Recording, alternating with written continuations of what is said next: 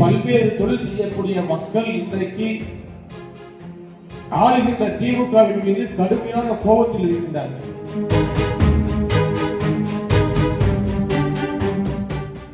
அஞ்சாண்டுகள் திமுக ஆட்சியில் எல்லா விதமான மக்களுக்கும் முடிந்த அளவுக்கு தீங்கு செய்திருக்கிறது இந்த ஆட்சி.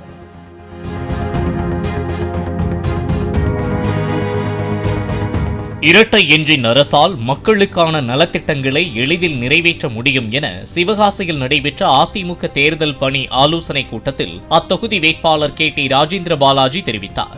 மத்தியில் பாஜக ஆளும் நிலையில் மாநிலத்தில் அதிமுக ஆட்சி அமைந்தால் தமிழகத்திற்கான நிதி எவ்வித தொய்வும் இன்றி வரும் என்றும் அவர் கூறினார்.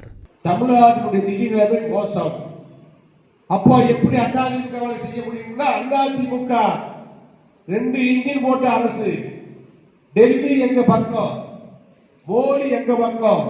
எடப்பாடியார் முதலமைச்சர் பொறுப்பேற்று கேட்டால் அங்கிருந்து பணம், லட்சக்கணக்கான பணம் வரும், லட்ச கோடி பணம் வரும், கோடிக்கணக்கான பணம் வரும். திட்டங்களை தீட்ட முடியும்.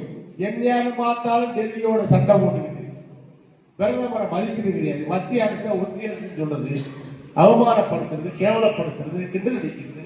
இதைத்தான திமுக செஞ்சது.